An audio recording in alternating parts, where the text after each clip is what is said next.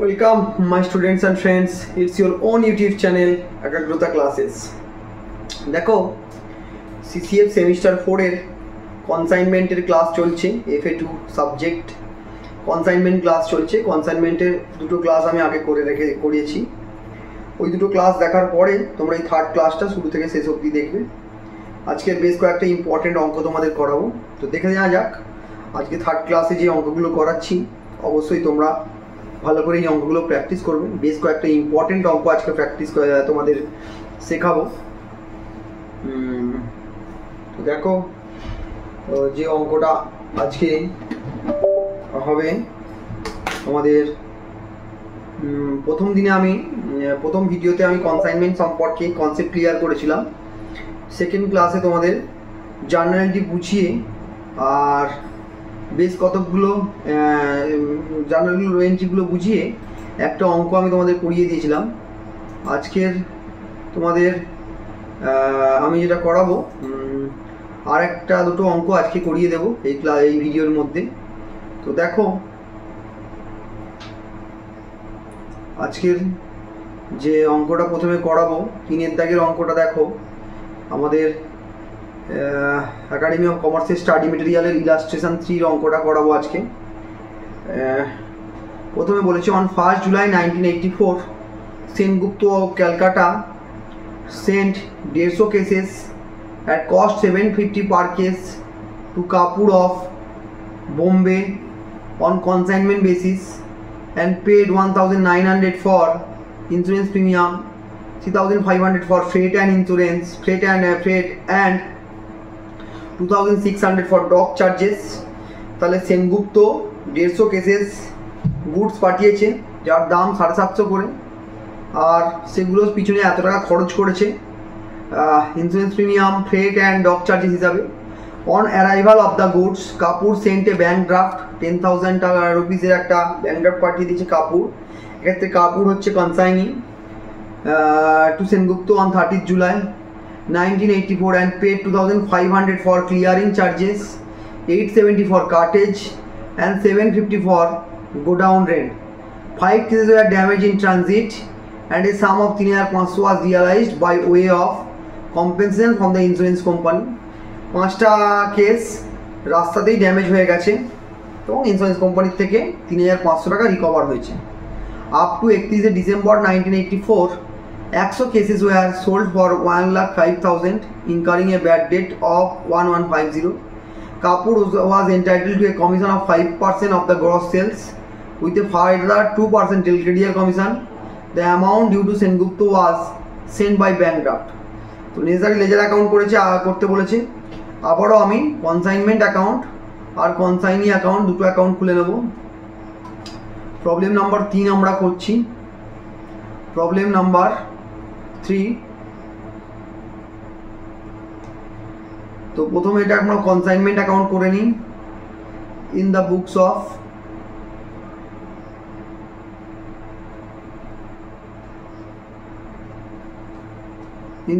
Of কি নাম আছে দেখো, সেনগুপ্ত,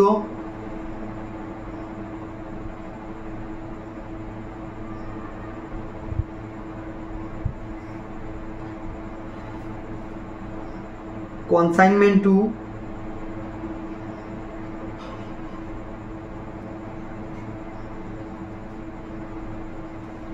কোথায়, Sengupta of Kolkata sent goods Kapoor of Bombay, consignment to Bombay account.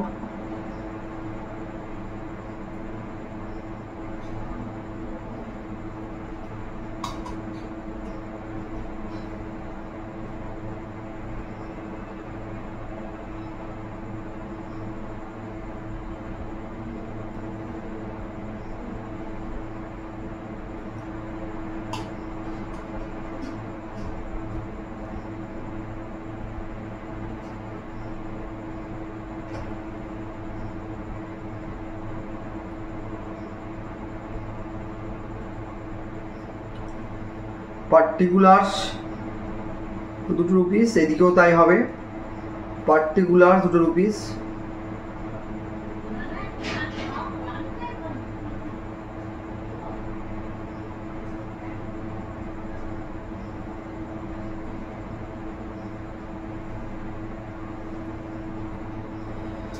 তো দেখো প্রথমে কি হয়েছে, Calcutta Sengupta of Calcutta sent 150 cases at cost 750 per case. তো প্রথমে আমরা লিখব 2 goods sent on consignment, 2 goods sent on consignment account 150 cases 750 করে, 1,12,500। Next, to Kapoor of Bombay and paid 1900 for insurance company, 3500 for freight and 2600 for drop charges। তাহলে এবার আমরা to bank account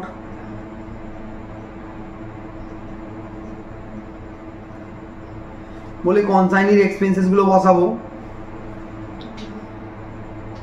1900 for insurance premium, তাহলে প্রথমে লিখি insurance premium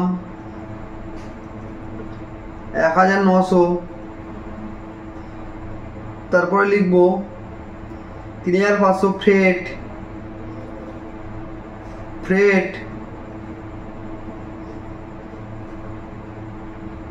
3500, তারপরে লিখব doc charges 2600,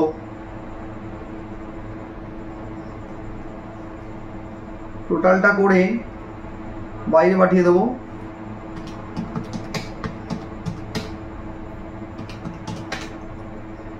$8,000।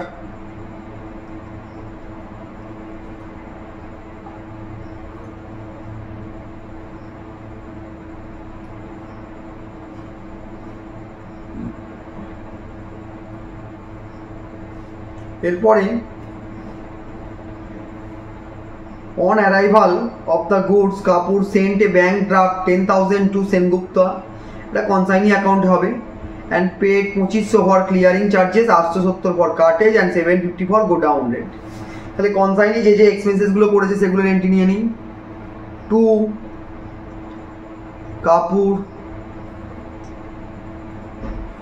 কাপুরের যে যে এক্সপেন্সেসগুলো হয়েছে 2500 for clearing charges,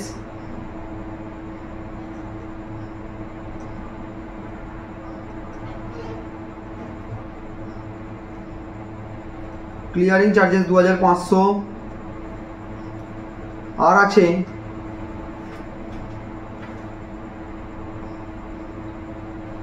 870 for cartridge 870,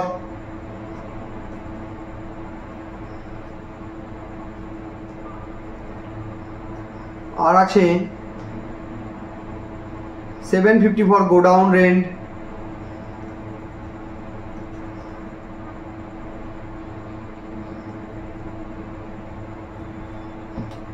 2500 plus 870 plus 750, 4120।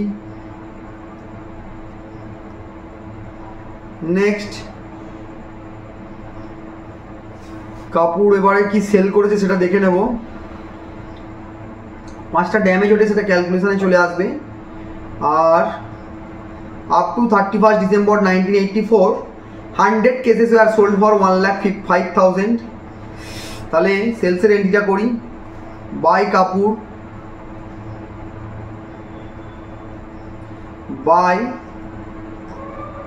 Kapoor account sales 1,05,000। Next, commission আছে, ব্যাড ডেট আছে, যেহেতু ডেল ক্রেডিয়ার কমিশনটা দেওয়া হচ্ছে তাই ব্যাড ডেটের আর কোনো এন্ট্রি হবে না। আমরা কমিশন দুটো নিয়ে নেব, একটা হচ্ছে অর্ডিনারি কমিশন 5% আর ডেল ক্রেডিয়ার কমিশন 2%, দুটোই তোমার সেলসের ওপরে হবে। তাহলে to Kapoor ordinary commission 1,05,000 into 5%, 5,250।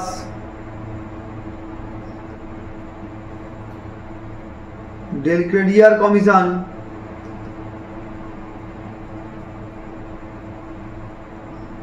1,05,000 into 2%,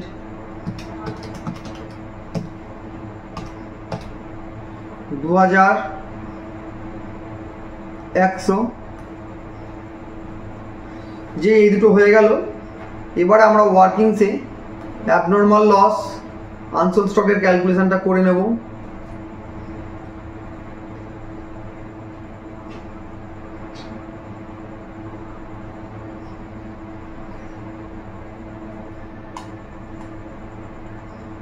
এটা কনসাইনি অ্যাকাউন্টের জন্য ছেড়ে দিলাম। এই জায়গাটা অ্যাবনর্মাল লস আনসোল্ড স্টক করব। Valuation of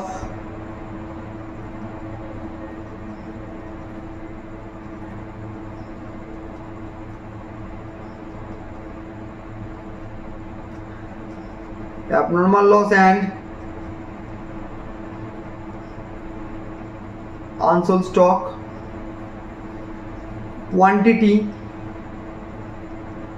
amount।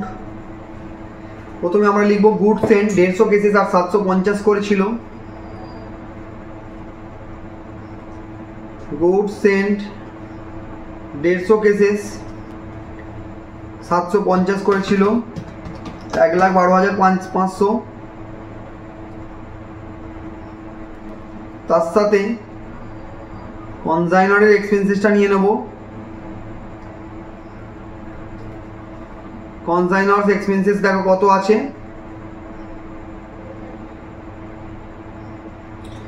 3,500, 2,600 R 1,900। 1,900 plus 2,600 plus 3,500। কনসাইনার্স এক্সপেন্সেসটা ছিল 8,000।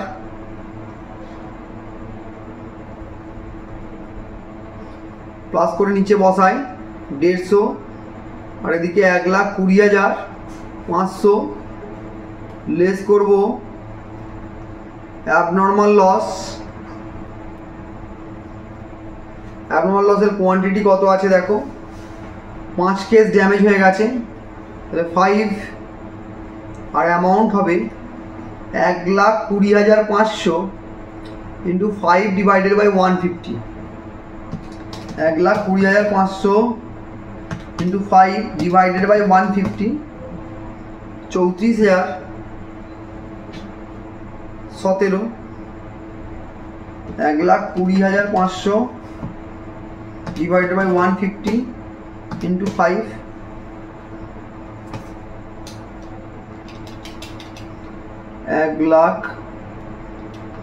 1,20,500 divided by 150 into 5, 4017।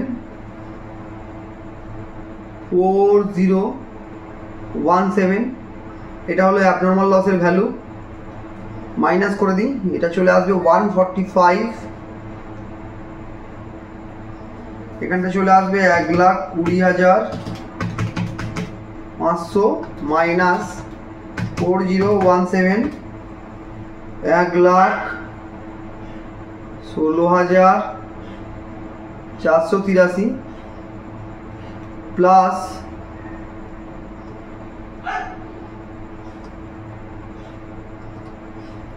কনসাইনিজ expenses. Consignee কী কী খরচ করেছিল একবার দেখে নিই। কনসাইনি খরচ করেছিল ক্লিয়ারিং চার্জেস 2500, কার্টেজ 870, কিন্তু গোডাউন রেন্ট নেওয়া যাবে না। এই দুটো হচ্ছে নন রেকারিং, 2,500 আর 870, তাহলে এই দুটো নিয়ে নিই। 2,500 প্লাস 870 কনসাইনির এক্সপেন্সেস ছিল, 2,500 প্লাস 870 3,370।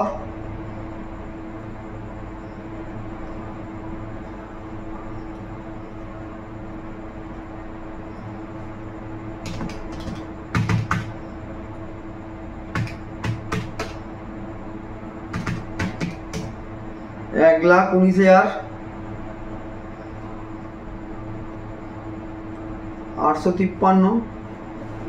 এবারে করি আনসোল্ড স্টক।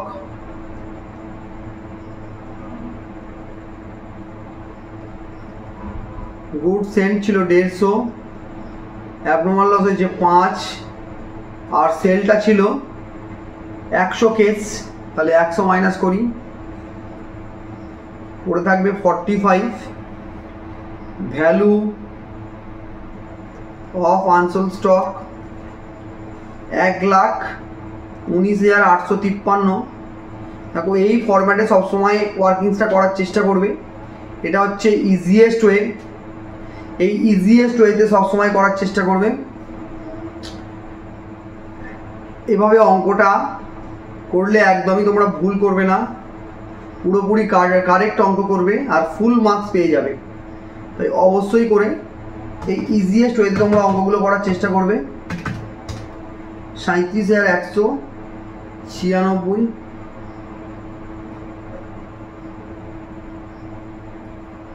এবার আমরা অঙ্কে বসিয়ে দিই value of abnormal loss and unsold stock. প্রথমে by abnormal loss,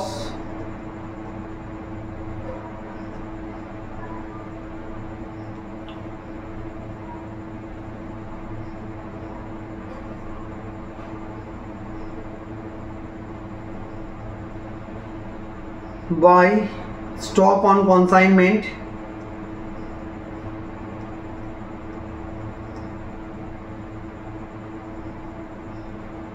abnormal loss কত আছে দেখো,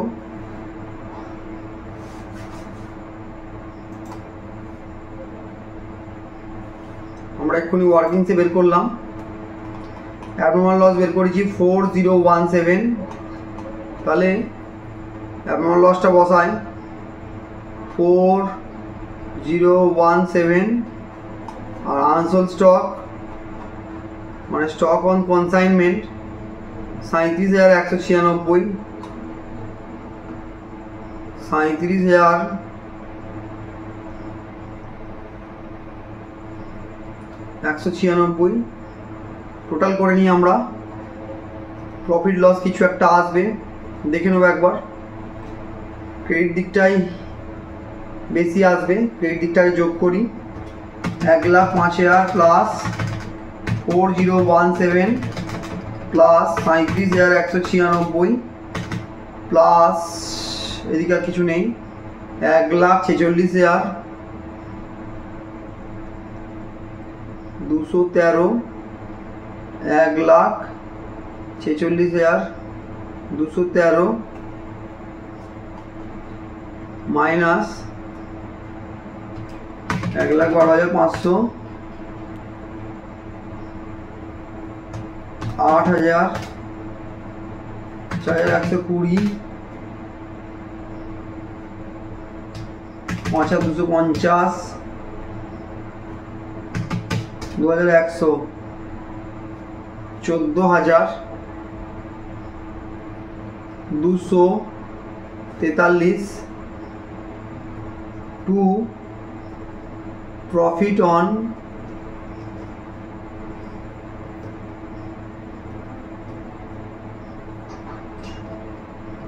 কনসাইনমেন্ট। অত্যন্ত সুন্দর একটা অঙ্ক তোমাদের করিয়ে দিলাম, এটা তোমাদের জন্য অত্যন্ত ইম্পর্টেন্ট একটা অঙ্ক। এই ধরনের আরও অঙ্ক তোমাদের প্র্যাকটিস করতে হবে। দেখো এই ধরনের অনেক অঙ্ক তোমাদের দেওয়া আছে, সিমিলার টাইপের অঙ্ক। 3-এর দাগের অঙ্কটাও 4-এর দাগের অঙ্কটাও তোমাদের একদম সিমিলার টাইপের ওই অঙ্ক রয়েছে। যদিও এই অঙ্কটা তোমরা বাড়িতে প্র্যাকটিস করবে। তাহলে দেখো কনসাইনমেন্ট অ্যাকাউন্টটা আমি করে দিলাম, কিন্তু কনসাইনি অ্যাকাউন্টটা করা হয়নি। আমি আগে কনসাইনি অ্যাকাউন্টটা করে দিই, তারপরে তোমাদের হোমওয়ার্ক দিয়ে দেবো। কনসাইনি অ্যাকাউন্টে কি আসবে এখানে, কনসাইনির নাম ছিল কাপুর। তাহলে একটা কাপুর অ্যাকাউন্ট খুলে নিই এখানে। কাপুর অ্যাকাউন্ট,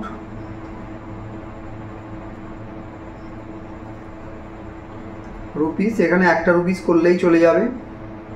পার্টিকুলার্স, আবার রুপিস পার্টিকুলার্স। দেখো এটা মূলত হবে এখানে যে বাই কাপুর লিখেছি, মানে ডেবিট দিকে ঘুরিয়ে লিখব টু কনসাইনমেন্ট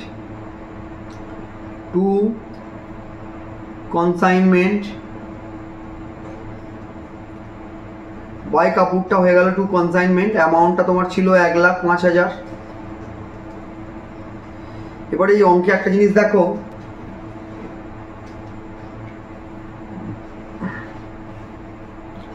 আগে থেকে কিছু অ্যাডভান্স করেছিল কিনা দেখো। On arrival of the goods, মানে গুডসটা সবেমাত্র এসে পৌঁছেছে সেই সময় কাপুর সেন্টে ব্যাঙ্ক ড্রাফট 10,000। তাহলে কাপুর আগে থেকে ব্যাঙ্ক ড্রাফট দিয়ে রেখেছিল একটা 10,000 টাকার, তাহলে সেটা আগে আমরা এন্ট্রি করব বাই ব্যাঙ্ক অ্যাকাউন্ট বলে।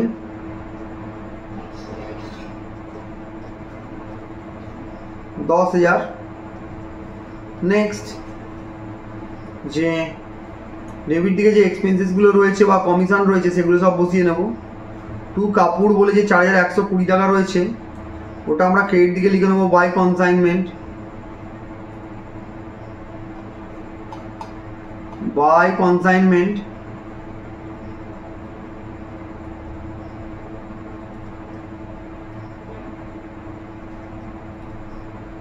$4,120 এটা হচ্ছে এক্সপেন্সেস। আর একবার বাই কনসাইনমেন্ট লিখবো কমিশনগুলোর জন্য। কত কত কমিশন ছিল একবার দেখে নিই। কমিশন ছিল একটা 5,250 আর একটা 2,100। তাহলে 5,250 প্লাস 2,100 7,350।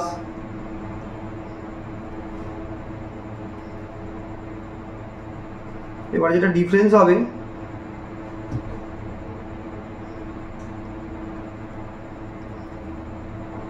সেই ডিফারেন্সটাকে আমরা ব্যাংক দিয়ে সেটেল করব।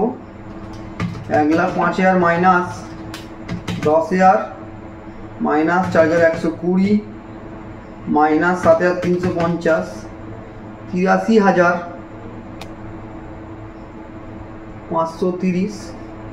এটা বাই ব্যাংক ফাইনাল সেটেলমেন্ট হয়ে গেল।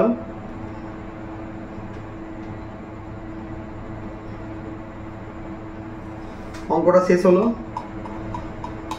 দেখো এই ধরনের আরো অঙ্ক রয়েছে। 4-এর অঙ্কটা তোমরা হোমওয়ার্ক করবে, একই অঙ্ক। 5-এর অঙ্কটা পরবর্তী ক্লাসে আমি করিয়ে দেবো। পরবর্তী ক্লাসে আমি 5, 6 দুটো অঙ্ক করিয়ে দেবো। 4টা তোমরা হোমওয়ার্ক করে নিও। আর কয়েকটা অঙ্ক করালে এই চ্যাপ্টারটা আমার হয়ে যাবে। এটা একটা ইম্পর্টেন্ট ক্লাস আজকে হলো। ক্লাসটা অবশ্যই তোমরা শুরু থেকে শেষ অবধি দেখবে। ক্লাসটা কেমন লাগলো জানাবে। Thank you so much.